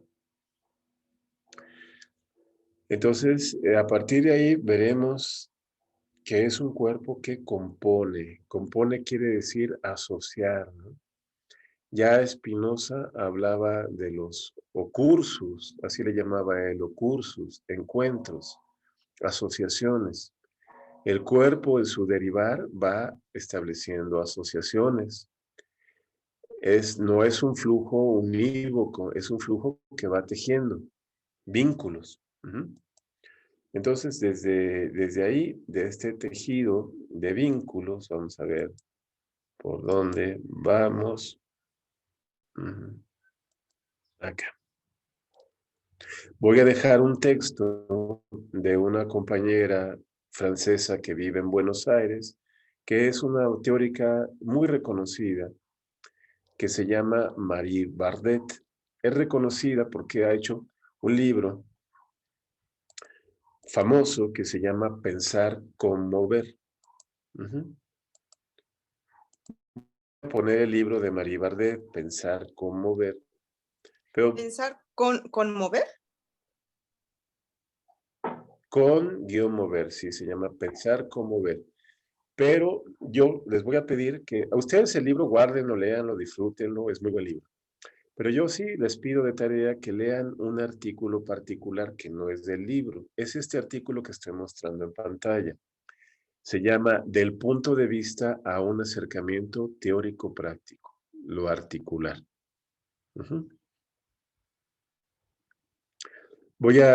El artículo, otra vez, no lo voy a leer aquí porque sería un absurdo leer lo que ustedes ya van a leer, ¿verdad? Pero evidentemente aborda y teje el tejido, teje sobre la composición, sobre la práctica de articular, sobre la práctica de establecer vínculos, ¿no? Acercamiento a las articulaciones, relaciones articulares, atención articular, conceptos articulares. Este artículo está en una antología que igual les va a servir para otros fines de estudio y quizá ocupemos en este seminario más adelante con otro artículo. Es una antología de textos teóricos que se llama Pensar con la danza. Vienen varios textos acá. Yo les pido leer, repito, el de Marie Bardet, que está en el índice, lo encontrarán, es en la página 41. Del punto de vista a un acercamiento teórico-práctico, lo articular, que es un texto que nos va a servir un montón para pensar esta cuestión de las asociaciones sin caer en la aberración de pensar que los animales son nuestros maestros de energía pura, ¿no? No, articulamos a partir de lo que de la cultura ha construido en nosotros. Dice Marie, pone dos textos, digo, dos epígrafes. Uno de Rancière, este famoso teórico francés, el autor de un libro importante que se llama El espectador emancipado.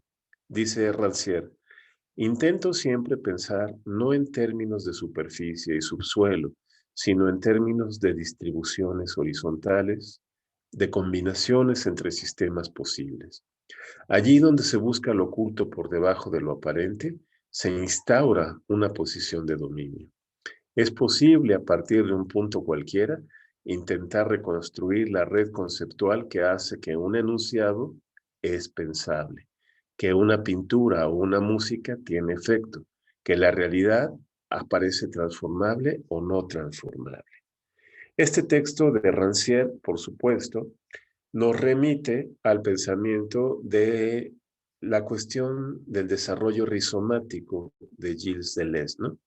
Es decir, lo profundo no es necesariamente lo que se encuentra a una escala vertical hacia abajo, sino en cualquier punto del espacio se puede encontrar la vocación de desarrollar ese impulso de la voluntad.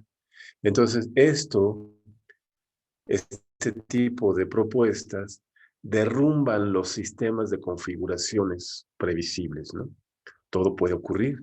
Si la danza abre precisamente una invención del tiempo, como dice Valéry, que la danza es inventar un tiempo propio, entonces no estamos sujetos únicamente a la lógica pasado, presente y futuro, sino que todas las construcciones simbólicas, primero que nada las heredamos.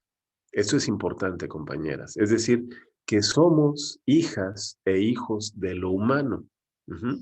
Es esta premisa de que nada humano me es ajeno.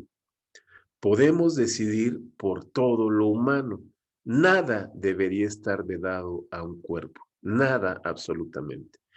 Y entonces estamos en espacios-tiempos de enorme riqueza de composición. Ya no es establecer líneas, por ejemplo, de crianza, estudio, universidad, trabajo, jubilación o relación amorosa, noviazgo, casamiento, hijos, envejecimiento. todos esos mitos culturales que son las relaciones laborales bajo un patrón o, por ejemplo, las relaciones de pareja en la monogamia, ¿no? Se instauran espacios, tiempos abiertos a una gran cantidad de composiciones. Entonces, sí, vivimos en un tiempo de crisis de decisiones, pero a partir de esto también podemos ver que tenemos una gran riqueza de posibilidades de decisión, una enorme riqueza, donde incluso estas tecnologías de comunicación a distancia son propicias para desarrollar nuevas formas de comunicación, de trabajo y de estudio, ¿verdad? Entonces, bueno, yo dejo aquí mi intervención en la sesión, una sesión muy rica, difícil quizá la sesión de hoy, compleja, mucho que decir todavía, pero como siempre, la última parte de la sesión se las dejo a ustedes para plantear sugerencias, quejas, dudas, etcétera.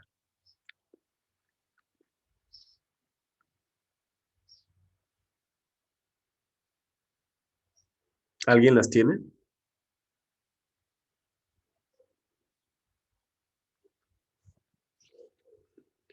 Anailén, Carolina, Ana Vilma, Lulú, Carolina, Anastasia, Yadira.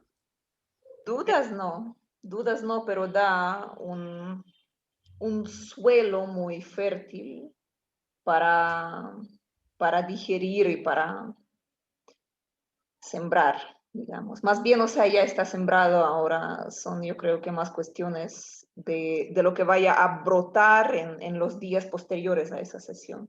Estoy más que segura de que sí van a brotar muchas cosas de ahí.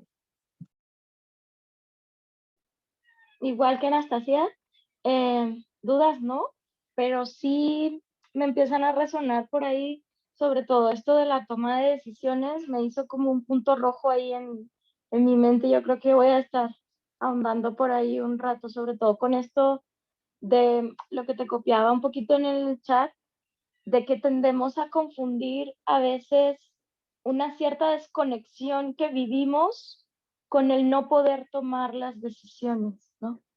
Una confusión tal vez en que todo tiene que ser rosa y nos alejamos de también las obligaciones que son parte del existir, ¿no?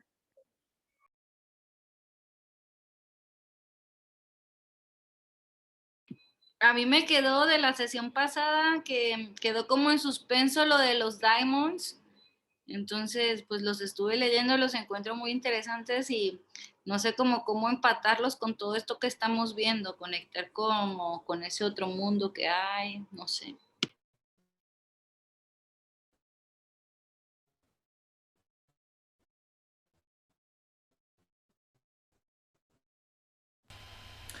Bueno, a mí Bien, voy a intervenir haciendo una Carolina. No, iba a decir, gracias, iba a decir que me queda como reflexión seguir trabajando, ¿no? Sobre nosotros mismos, sobre la observación, sobre la aceptación de nuestro primero, de entender que tenemos un sistema de creencias, que estamos en un estado del cuerpo limitado de muchas maneras, de muchas formas, y que aceptando este estado actual en el que nos encontramos cada una de nosotras, podemos trabajar con mayor conciencia. Me quedo un poco repensando en esto, ¿no?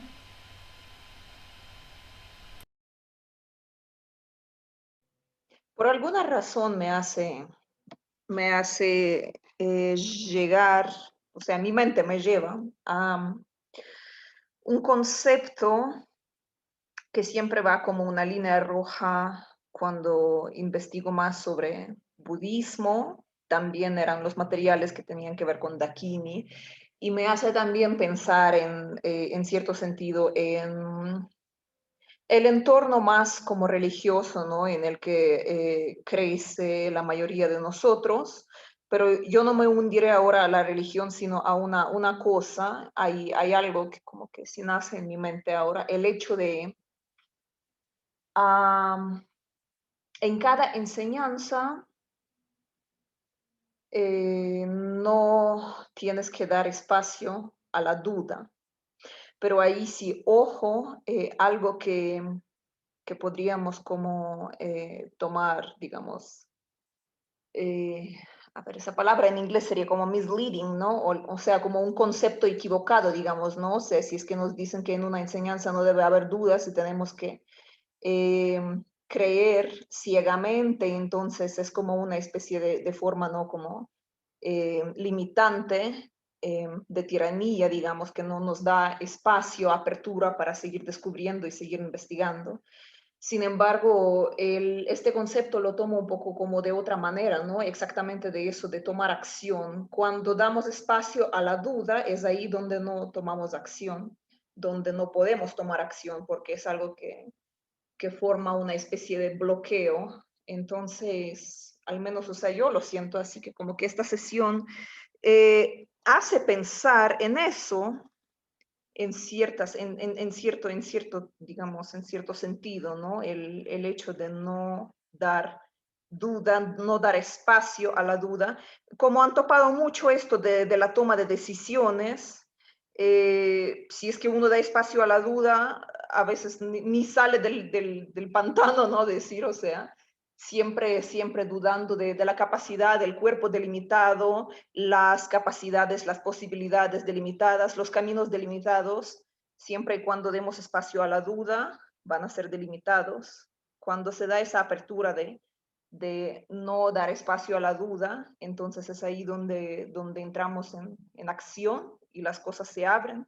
Es decir, yo creo que como que esta unión que tenemos nosotros con las energías que nos rodean, el poder de nuestra manifestación, el poder de nuestra, más bien no de manifestación, el poder de nuestra, ya se me va el español el día de hoy, ¿qué pasa con mi mente? A ver, el poder de la intención, ¿no? Siempre hay una apertura, siempre y cuando no haya espacio a duda. Algo así, es como que hay una sintonía, ¿no?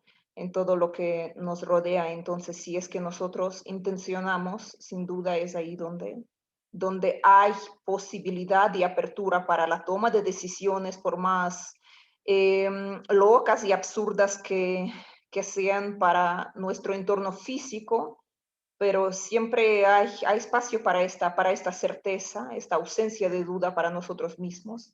Y es ahí cuando el cuerpo, digamos, o sea, también tiene apertura para su capacidad, no digo que máxima, ¿no? Pero aumentada. Y bueno, las circunstancias y los caminos, todo. No sé si me hago entender. Creo que, o sea, estoy un poco como confusa.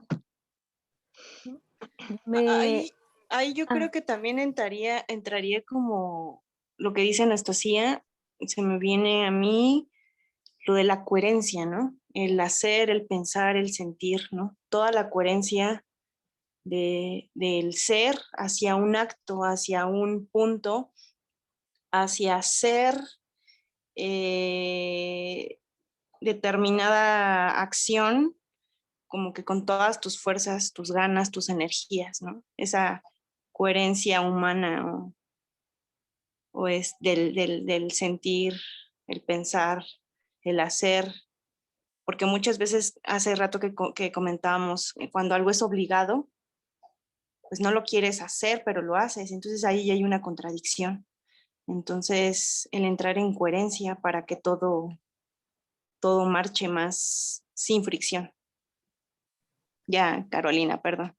Sí, estamos todos reflexionando en torno a lo mismo.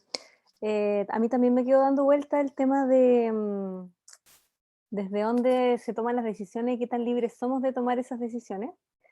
Y siendo que estamos enmarcados en estas culturas que tienen sistemas políticos, sistemas monetarios, y al final uno lo que puede decir son sus pequeñas acciones, pero ahí lo conecto con lo que hablamos la segunda clase o la primera, no me acuerdo, de que esto de ser seres políticos hace que al final estas pequeñas acciones también vayan haciendo que las culturas sean vivas, y es así como han ido culturas quedando en el pasado y nuevas culturas o nuevas formas de ser en contextos culturales van surgiendo.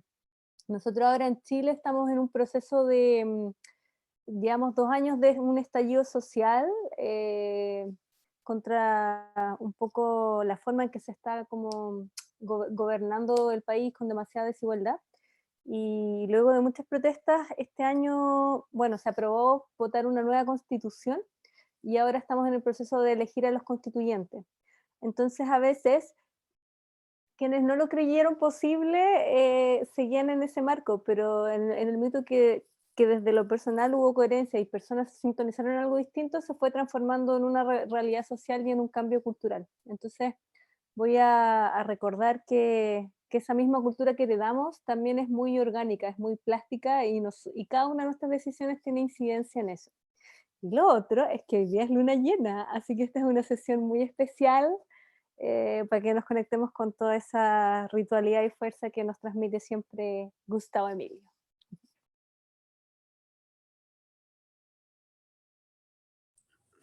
Híjole, buena conexión de la luna llena. Gracias, Daquini. Pues para mí, cuando estaba yo estudiando teatro, fue tan importante en mi vida los ejercicios de cabeza. Fue tan importante. Yo los veía como algo imposible, totalmente imposible.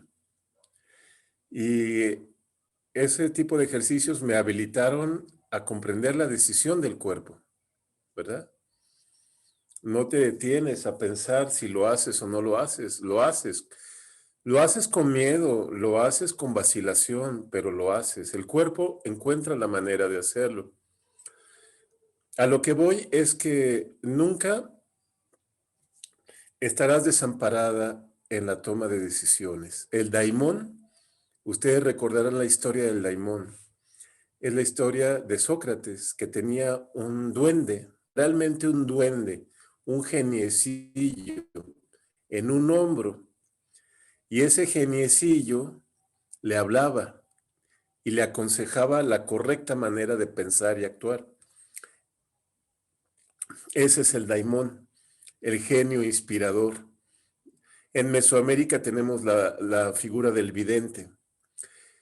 Estamos trabajándola de hecho, con Ana Vilma y con Anastasia en el seminario de teoría de la intuición en Buto, que el Buto es un campo enorme de trabajo para la intuición. Es la intuición, la mirada del vidente. La intuición es un conocimiento, no es una ocurrencia, es una fuente de saber. Lo dicen filósofos tan importantes como Henri Bergson, el filósofo francés. La intuición como modo de conocimiento. Esa es la región del daimón. Piénsalo en tu vida. Gran parte de tus tomas de decisiones han sido acompañadas por la intuición y gran parte nosotros cancelamos la intuición y tomamos la decisión por la razón, por la mera objetividad aparente. Y muchas veces solemos decir, uy, pero yo sabía que la decisión iba por otro lado. La verdad, si lo sabías, ¿por qué actuaste contrariamente a tu intuición? Eso se da mucho en la escena, o sea, te subes con una gran presencia intuitiva, o me equivoco, esta es la famosa intuición femenina, por favor. Sí creo que las mujeres estén mejor habilitadas que los varones para tomar esa decisión, ese acercamiento. O me equivoco, a lo mejor es un mito la intuición femenina, no sé ustedes qué piensen.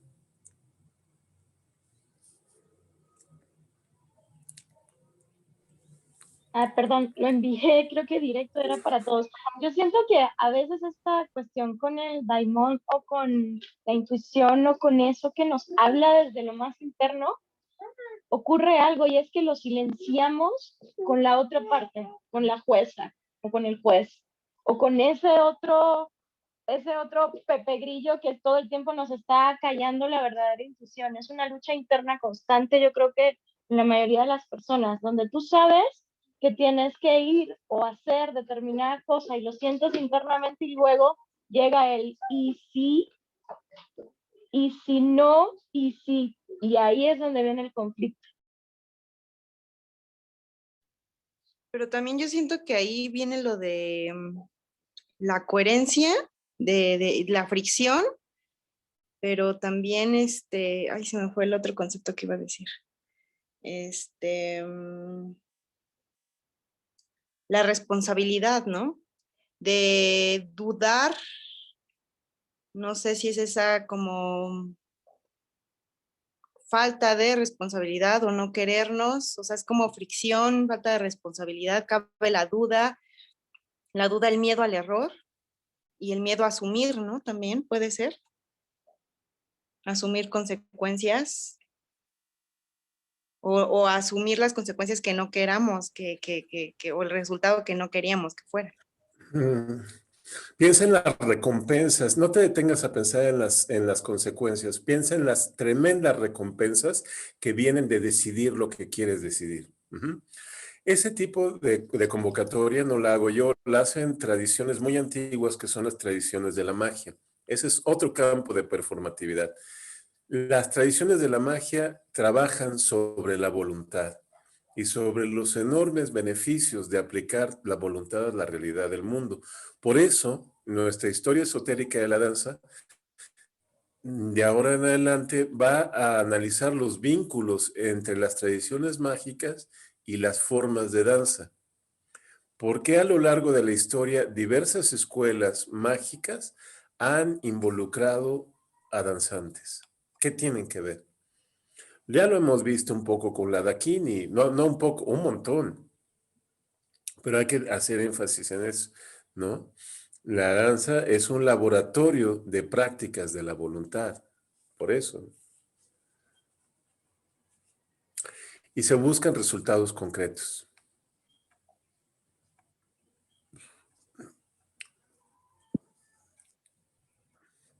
Como las Gracias, prácticas compañero. de Gurdjieff, ¿no? Como las prácticas de Gurdjieff o como las prácticas que vemos en la próxima clase, que son las prácticas del sufismo, que tocan un tipo de voluntad muy precisa, Carolina Echeverría, que estamos estudiando en otro seminario, Carolina Echeverría y yo. Es la voluntad como amor, ¿no? Las tocan las prácticas de los derviches, de los sufíes, a través, además, de una figura histórica de un gran poeta que es Rumi, ¿no? El amor como camino, por ejemplo.